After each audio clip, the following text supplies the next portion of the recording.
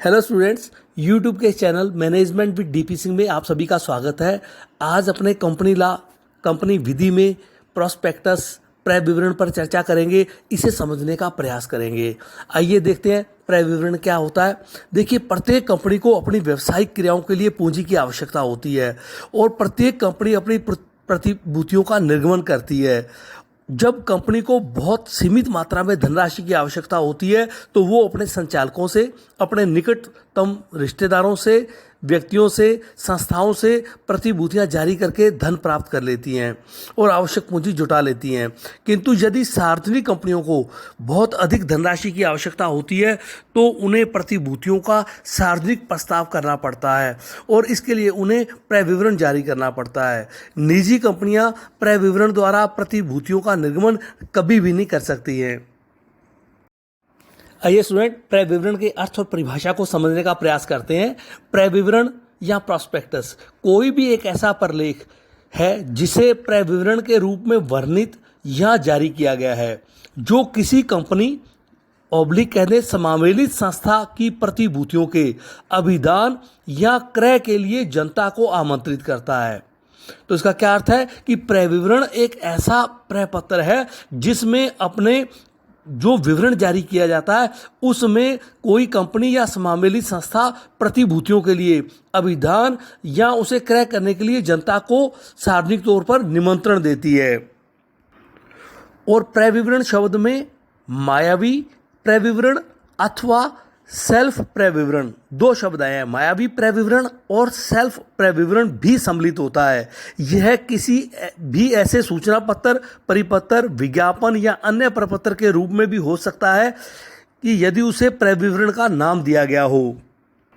आइए स्टूडेंट, जो ऊपर दो शब्द आए हैं, सेल्फ क्रय विवरण और मायावी क्रय विवरण, इसको अपने समझने का प्रयास करते हैं कि ये क्या हैं। सेल्फ प्रॉस्पेक्टस, सेल्फ क्रय विवरण क्या है? किसी भी वर्ग या कुछ वर्गों की, कुछ कंपनियों की सुविधा के लिए कंपनी अधिनियम में सेल्फ क्रय विवरण की व्यवस्था की गई है। सेल्फ क्रय विवरण के प्रावधान के कारण उन कंपनियों को प्रतिभूतियों के प्रत्येक निर्गमन के लिए क्रय विवरण तैयार करना, रजिस्ट्रार से पंजीयन नहीं करवाना पड़ेगा। इससे कंपनियों के धन और समय की बचत होती है। विधान में दी गई इसकी डेफिनेशन के अनुसार सेल्फ क्रय विवरण एक ऐसा क्रय विवरण है जो उन प्रतिभूतियों या उन वर्गों की प्रतिभूतियों जिसका इसमें उल्लेख किया गया है कि एक निश्चित अवधि में एक या अधिक निर्गमनों के लिए और क्रय विवरण जारी किए बिना अभिदान प्राप्त करने हेतु जारी किया जाता है। या दूसरे शब्दों में इस प्रकार कह सकते हैं कि सेल्फ क्रय विवरण एक ऐसा विवरण है जो किसी भी वर्ग या किन्हीं वर्गों की कंपनियों द्वारा एक निश्चित अवधि में उन प्रतिभूतियों या उन वर्गों की प्रतिभूतियों का जिसमें उसका उल्लेख किया गया है एक या अधिक निर्गमन द्वारा अभिदान प्राप्त करने के लिए जारी किया जाता है। दूसरा आता है रेड हेरिंग प्रोस्पेक्टस, मायावी क्रय विवरण। मायावी क्रय विवरण से तात्पर्य किसी भी ऐसे क्रय विवरण से है जिसमें उसमें उल्लेखित प्रतिभूतियों की मात्रा या मूल्य के संबंध में पूर्ण विवरण नहीं होता। आइए, विधान के अनुसार अंडर सेक्शन 2 सब सेक्शन 70 में क्रय विवरण को कैसे परिभाषित किया गया है इसको समझते हैं। तो अंडर सेक्शन 2 सब सेक्शन 70 क्रय विवरण से आशय किसी ऐसे क्रय पत्र से है जिस क्रय विवरण की तरह से वर्णित अथवा निर्गमित किया गया है और जिसमें मायावी क्रय विवरण अथवा सेल्फ क्रय विवरण अथवा किसी भी प्रकार का सूचना पत्र, परिपत्र, विज्ञापन या अन्य क्रय पत्र सम्मिलित है जो किसी समावेलित संस्था, बॉडी कॉर्पोरेट की प्रतिभूतियों के अभिदान या ऋण पत्रों के क्रय के लिए जनता से प्रस्ताव आमंत्रित करता है अंडर सेक्शन 2 के अनुसार। आइए स्टूडेंट, क्रय विवरण की विशेषताओं से इसको और अधिक व्यापक रूप में समझने का प्रयास करते हैं। क्रय विवरण एक प्रलेख है जिसमें क्रय विवरण के नाम से वर्णित या जारी किया जाता है।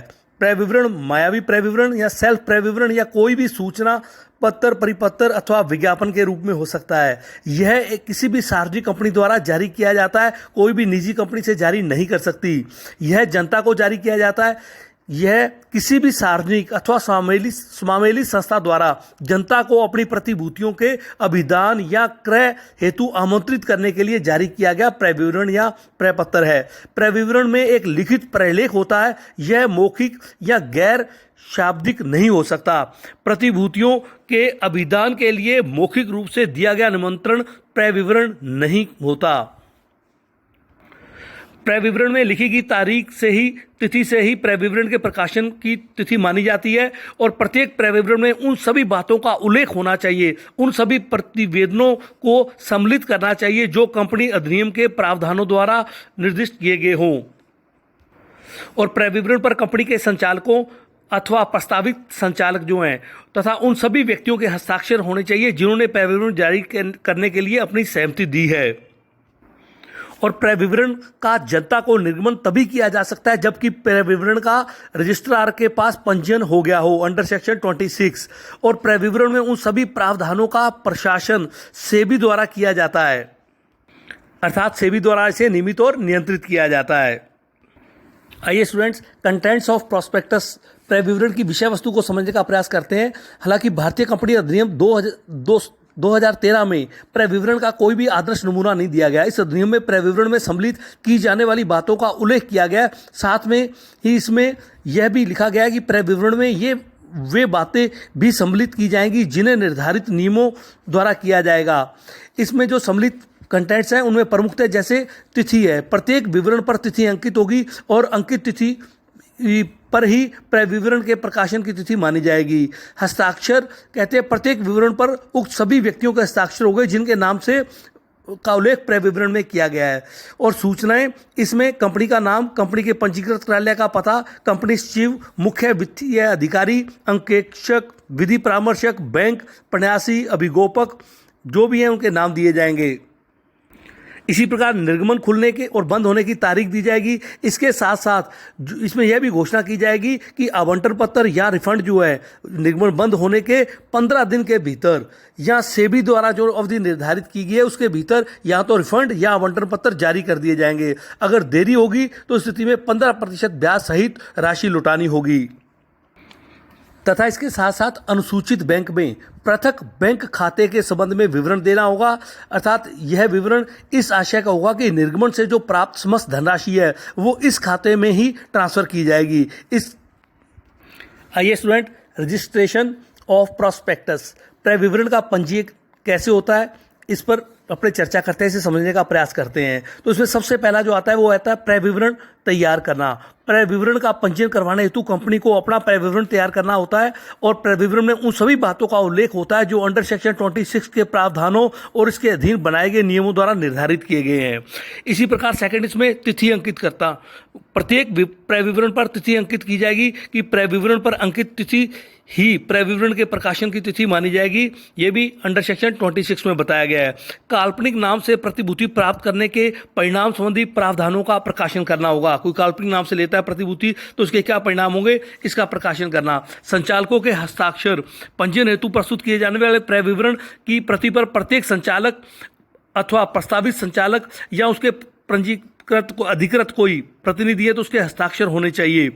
कुछ संस्थाओं से अनुमोदन करवाना होगा। कौन कौन सी संस्थाएं हैं उनमें देखिए, निर्गमन करने के अग्रणीय प्रबंधक, वो लीड मैनेजर है उससे, या स्कंद विनिमय केंद्र, स्टॉक एक्सचेंज जिसमें कंपनी की प्रतिभूतियों का सूचन हुआ है या करवाया जाना है। इसके साथ साथ अभिगोपन करने वाली जो लीड फाइनेंशियल इंस्टीट्यूशन है उनसे, इन सब से उनके हस्ताक्षर होना या उनका संस्थाओं से अनुमोदन करवाना आवश्यक होता है। इसी प्रकार नेक्स्ट आता है सेबी से जांच करवाना। तो प्रविवरण का पंजीयन करवाने से पूर्व सेबी अथवा कह दे भारतीय प्रतिभूति एवं विनिमय board, security and exchange board of India और सेबी के नाम से जिसे अपने जानते हैं, से प्रविवरण की जांच और अनुमोदन कराना अनिवार्य होता है। रजिस्ट्रार को प्रविवरण प्रस्तुत करना, जब सारी बातें ऊपर पूरी हो जाती हैं तो कंपनी को सेबी से अनुमोदित प्रविवरण रजिस्ट्रार के पास पंजीयन हेतु प्रस्तुत करना पड़ता है और उसके पश्चात रजिस्ट्रार द्वारा उसका पंजीयन किया जाता है। तो स्टूडेंट्स, ये था प्रॉस्पेक्टस जिस पर अपने प्रविवरण जिस पर अपने चर्चा की समझने का प्रयास किया। धन्यवाद।